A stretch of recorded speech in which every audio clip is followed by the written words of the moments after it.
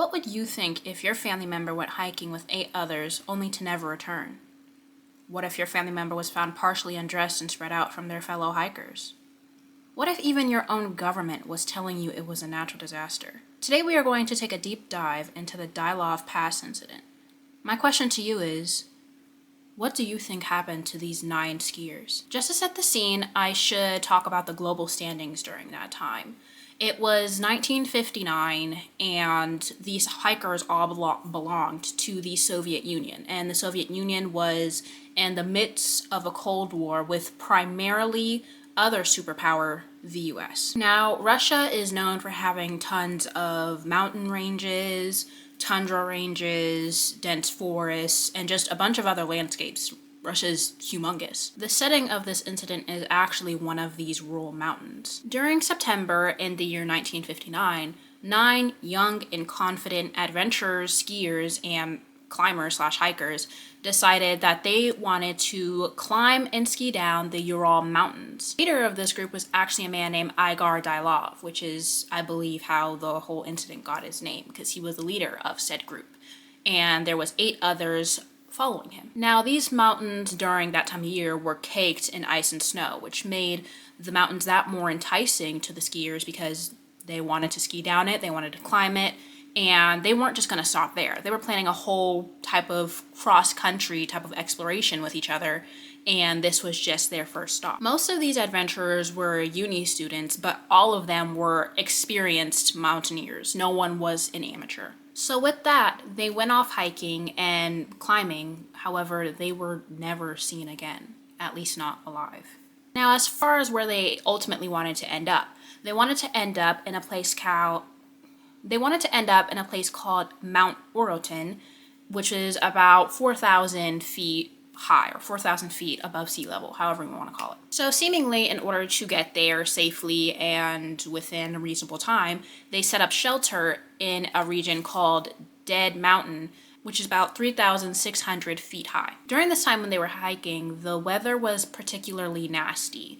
I mean, it was snowy, it was windy, it was cold, just freezing cold. It was not a good time. But despite this, skiers all seem to have a pleasant state of mind, which we know that by their last journal entry.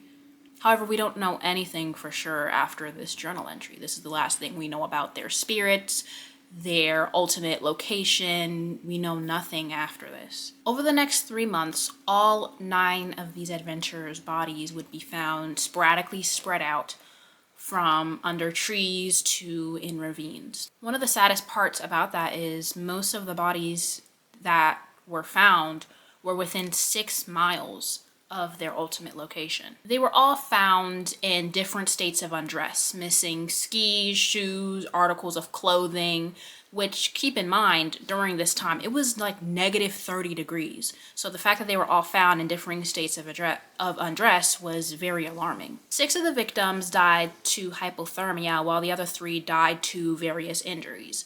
4 were found in a ravine, and that's why I say it took 3 months, because it took 3 months for investigators to find them. They couldn't find them for the longest time.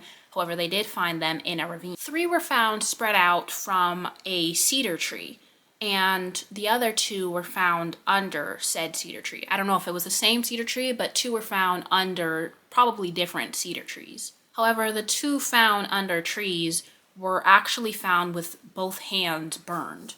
They were just burned before death.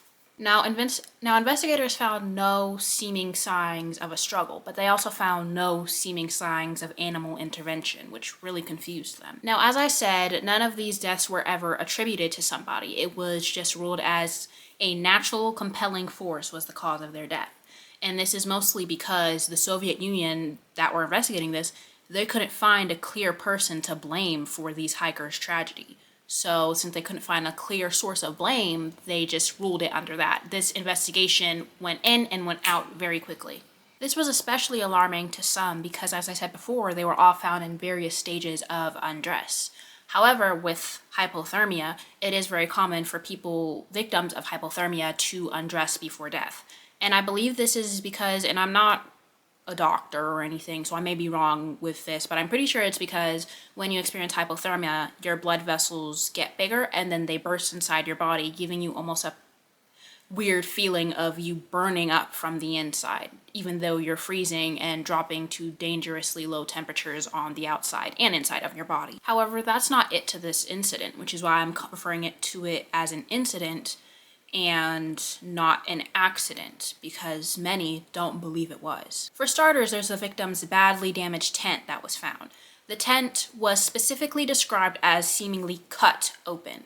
And this usage of the word cut is very telling, because it wasn't like it was scratched open or ripped open. They specifically said it looked like it was cut open. Furthermore, although the tent was there, so were most of the skiers' belongings. A lot of the stuff that would have kept them warm were still inside of said tent. And it doesn't make sense for them to die of hypothermia if all of their equipment and stuff that they needed was still inside their tent. It seemed as if they had left in a hurry for some reason, like they were running from something. There are also weird things found with the bodies in the ravine, and that's because they had fractured ribs. One had a fractured skull, and an investigator deemed that the fractured skull was so severe that it was similar to how a person's skull would look after a bad car crash. So seemingly, these injuries couldn't have come from a human, at least not from a human's bare hands. It was also found that one of the victims, named Dubinina, was found without their tongue. Their tongue was just no longer in their mouth, and it was never recovered. However, the most confusing part of this whole situation was all skiers were found with an extensive amount of radiation on their clothing. Now, was this radiation enough, a lethal dose? I'm unsure, but all of them were found with an extensive amount on their clothing. Now, as I said, there was an inquest on all of this. However, it only lasted about a couple weeks, three weeks after all the bodies were found, and it was just ruled an accident. It was just a force of nature. However, there are a few theories. Keyword theories. All of this is alleged. None of it is proven. These are just things that people think happened due to the facts presented or released by the Soviet. Orange spheres were seen in the sky that day around 60 miles away from where the adventurers would have been.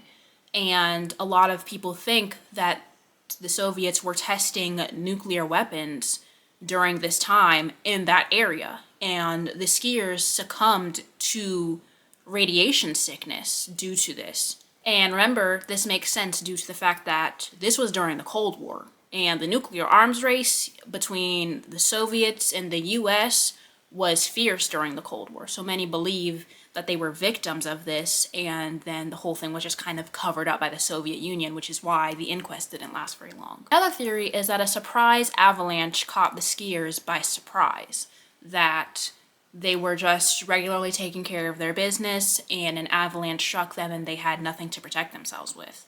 This would attribute the seemingly cut tent. However, to me, it doesn't really explain the various stages of undress, unless perhaps they were trying to cover their mouths in an effort to climb out safely, but I don't believe all of them would have the exact same idea. Finally, there's theories that they were killed by American espionage. And this was believed by a lot of people who belonged to the Soviet Union during that time, which I believe is because of propaganda. But a lot of people believed that Americans themselves had infiltrated into the Ural Mountains and killed these young explorers themselves. But to me, that doesn't make much sense because A, why kill a bunch of mostly uni students who are just climbing a mountain? And then B, why go through such lengths when you can easily just shoot them or, do something else? Why go through such lengths to break ribs? And that doesn't explain them dying of hypothermia. I mean, sure, they had other injuries, but that doesn't exactly explain the death of hypothermia, unless the autopsy was wrong, because this was the 60s, so it could very much be wrong. However, whatever you believe, it doesn't really matter in the end, because this mystery will probably never be solved. After the case was closed, it wasn't reopened, and it doesn't seem like the current Russian government would ever care to reopen something like this. I mean, the likelihood of solving this case is pretty much almost impossible at this point. I'm not sure what happened to all the victims' bodies afterwards, but since it was the 60s, I'm guessing most were cremated. And all physical evidence is probably gone, so it's probably a lost cause. But my question to you still stands.